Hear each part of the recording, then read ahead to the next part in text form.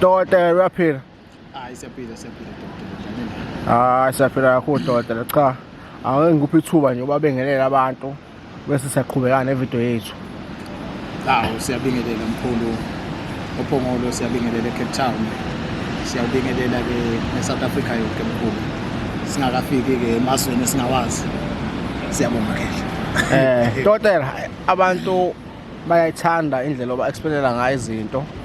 Baningi abantu asebengithintile befuna uphondo. Abanye bezwe ngophondo, inkunzumalanga zophondo ngathi ogwaza umuntu. Kanti cha, olwakho uphondo lusimati, ugqoka ngisho wathi ukephi, uhloniphekile, awuhambi ubonwa abantu ukuthi ukhonto oyisebenzisayo, oyiphathayo. Mhlambe if unga explainer nje kafishane ukubaluleka ukuthi uma ngabe umuntu abantu bangakwazi ukuthi usebenzisa ziphi izinto, usizaphi? Uphondo mkhulu usiza kakhulu kwezinye isikhathi, kwesinye isikhathi uyathi uyafika kwezinye indawo uthola kunabantu abangalungi, kunabantu abalwa nawe, kunabantu abangafuni ukubona uphumelela.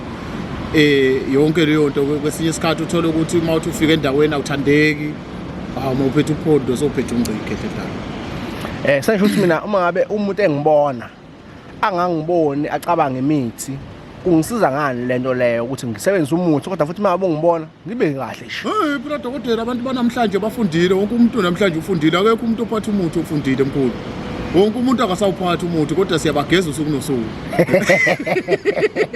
Ngeke ngizothiwa nabafundisi bayaye enyangeni kodwa mase bekhuluma abayikhulumi indaba yenyanga. Mkhulu bafundisi bafundile ekhehlelani. Abafani nathi.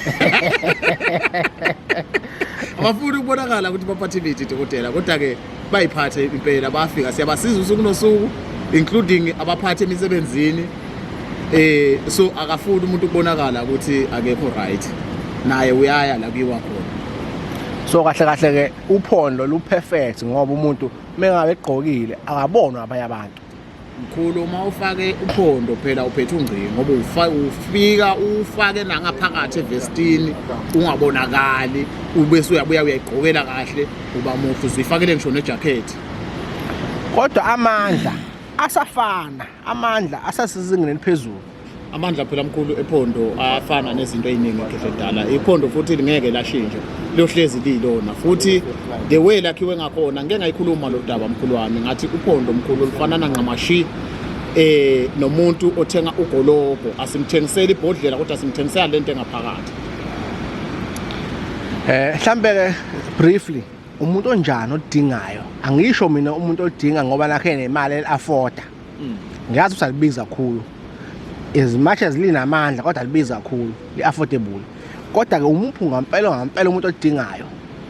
Mkhulu umuntu ngampela odinga uphondo, umuntu ofuna ukushintsha impilo. Okwekuqala umuntu ojaha abantu, okwesibili ngaba umuntu osaqala ibhizinisi, okwesithathu ngaba abantu laba abadlala amaloto, abadlala ini. Abantu abaningi nje uma uphethe iphondo mkhulu phela uphethe into engabambeki, because leyanto ayisona sethwalo, ayilutho kodwa into eyenza ukuthi wonke umuntu ayi-afford. That is why isiyenze yaba affordable. Okay, engiyithola futhi again ayisona sethwalo, futhi kahle into yempumelelo le. Yinto yempumelelo nje iphondo, that is why affordable. And iphondo siyaphosela futhi nokuphosela. Okusho ukuthi mengabe liposeka labantu asobe liphethe in transit angeke babe nenkinga, futhi kahle alinawo ubungozi. Angithi akusona sethwalo mkhulu. Iphondo akusona sethwalo. Uma ukuthi sengikutshelile ukuthi uyosebenzisa kanje, uma ungasalifuni uyafona ukuthi udokotela uphondo mina ngisalifuni. Ukutshele ukuthi yenza njani ngoba uphondo akusona sethwalo. Okay, ngiyakuzwa ukuthi angisalifuni, uzongitshela ngenze njani. Imali ke lesigcwele ibank ke izonyamalala yona. Mase sengizihambisile phela. Ngeke phela mkhulu. Uphondo livulela wena inhlanhla mkhulu. Alenzi ukuthi lona limngenisela imali kodwa livulela inhlanhla ngoba usalisebenzisa. Mangasalisebenzisa usalisebenzisa ulibeka lapha, alihlangene nomnotho okuwo. Okay. Shuthi ke mengabe ngilifuna ngiyeseKapa, asikubeka eceleni ukuthi wena useKapa kulula ukuthi uthole. Ngizama ukusho indawo ekude, mhlambe ngise Potchefstroom, mhlambe ngise Joburg, mhlambe ngisolundi, mhlambe ngiphi yabo, ngise Free State. Ngizenza njani ukuze ngithole? Uphondo mkhulu siyakufakela kwaPhepho, siyakufakela kwaPostnet, siyakhuriyela in fact angisho kanjalo ke lentala. Siyakhuriyela noma phi uyalithola uphondo lakho mkhulu. Senda uPostnet wangakini usende uphepha number 1 it depends ukuthi wena ukuphi okuright for wena thina sikufakela lapho uthi wena right khona because thina akukho la singaphosi khona uhlaba wonke abake balithola nje sibafakele endaweni eziningi emkhulu usuyagada ndoda ngibona ama bodyguard nje ekuzungeza hayi mkhulu soyangithengisa manje phela sazi usikwenzakalani manje lapho sizozwa abantu ile ndawo esikuyo dokotela akufanele awuhambe noma ubani phela mkhulu endaweni ekanjena nawe uyakwazi ngokomkhulu angeke sisho indawo esikuyona kodwa umuntu obonayo lela bridge encane lapha uzokutshela ukuthi hayi kephi lapha ngeke sichaze kakhulu inamba zakho ikhona kwi-screen dokotela mhlambe ke dokotela umuntu uzothi mina already nginayo imali mhlambe ngumuntu onebhizinisi elihamba kahle angisaboni uphondo lungifanele ngoba uphondo liqala impilo mina impilo sengiyiqalile but sengifuna serious manje ngifuna ukusuka la ngikhona ngiye kwenye level ayike mkhulu lapho ufuna ufika esigodlweni lapho Khedlentala hayi ke lapho ke soyathinta ke Khedla mkhulu lapho ku right kodwa ukuthi ufika esigodlweni leyo akasayikhulumi kuma social media Khedlentala kodwa dokotela nomuntu umgomo yakhe ithi still ngifuna into efana nophondo engangiqhathi nabantu angifuni mengiqhamuka kuthiwe we sensumuthi sanibani ngifuna ngabe ngithi mina ngimotivate ngithi abantu abaphumelele abantu abasebenza kanzima abantu bangikhola angathi umuntu awunophondo lakhe lo phela Khedlentala ikhona inyoni okay khona inyoni kule nto esayithinta manje ikhona inyoni ke leya lapho ke Khedlentala ingena lapho ke inyoni hayi inyoni siphela singena lapho mkhulu ayifani nezinye izinto futhi ayihluphi umuntu ngayiqathi nomndeni ayilwi inyoni nje iyona nje lapho ke sothinta inyoni ke lapho ke Khedlentala okay asihlwanisa nje la ngifuna ukuthola ke uthi uphondo luhlukene kaningi noma lulodwa ebese phinde futhi nenyoni ungitshela ukuthi negaba zayo ihlukene kaningi noma cha inhlobo eyodwa nje inyoni mkhulu ihlukana ngekwama level okay inyoni ukuthi wena ukuyiphi level nekokuthi u-afforda yiphi futhi because abantu bahlupha mkhulu afika umuntu afune isinkwe esi1 kanti ekhaya kunomsebenzi ngeke nanele ekhaya so umunye umuntu ufuna into ka10 rand kodwa afuna iresult lika 50 rand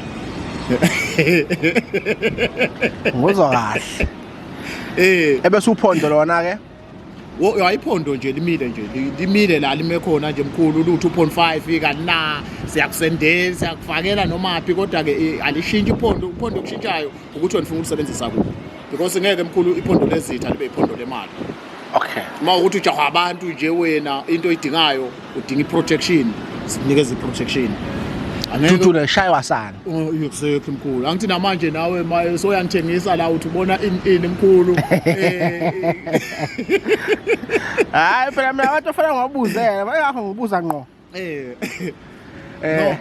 yakhe ngaqhubeka dokotela cha wena Khedlentala into yeprotection mkhulu akuyona into yemali nje iyoda nje seqeleni mase ufuna iprotection not unless uthi wena asiguqule isebenze ngapha nangapha kodwa nje kahle mkhulu into yemali understand ukuthi la kunemali khona kuliwe la kuliwa khona kunamali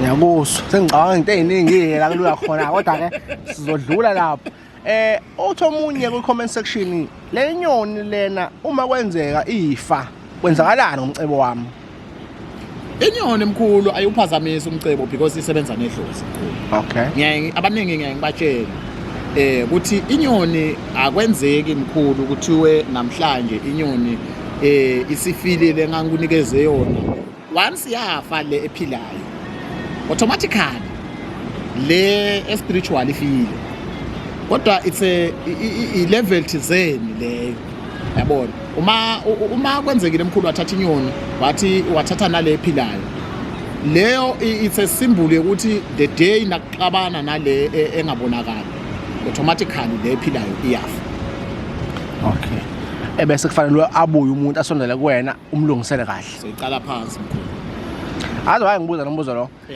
ngawubona ku comment section ngaba nami ne-interest ngoba kukhona abantu abatho ukuthi umuntu uyabethela nje ekhaya athi ngicela uthole uhlobo oluthile lwenkukhu uyifuye nje ekhaya ibe khona mhlawumbe uthola impangela noma uthola inkukhu enjani yabo bathi umbuzo ukuthi izinkukhu ihamba zife nje ngabe mhlawumbe nophondo le asebenzi kanjalo ukuthi kuphela uma sifile uphinde uthole enye futhi into omkhulu esebenza nedlozi mkhulu wami esikhathini esiningi ayifi kodwa mase kwenzekile yafika la ekufeni isuke lento le wawuyithethe isifile Usuyikhuluma. angezwa khe Usuyikhuluma kahle. ukhuluma uyithathela kahle kahle inyoni mkhulu awuthi uthatha inyoni ka2000 noma ka1000 ubese angisho ukuthi kunenyoni ka1000 neka200 Sibonelwe. yes ubese uthi wena ufuna inyoni ozoyibona ngeke yenzeke leyo nto because uzoyibeka phi kodwa mawukuthi unezinto ezithile vele ezibonakalayo abantu bayabona ukuthi nawe soyadeserve kuba ukuhamba nokade emotweni ngeke nje uthengisa amagwinya sohamba nokade emotweni uzowenzani Umpholi kanjani? Ngoba nokudla kwawo phela ngoku afford. exactly No ngikuzwa kahle doda cha asibonge ngesikhathi sakho.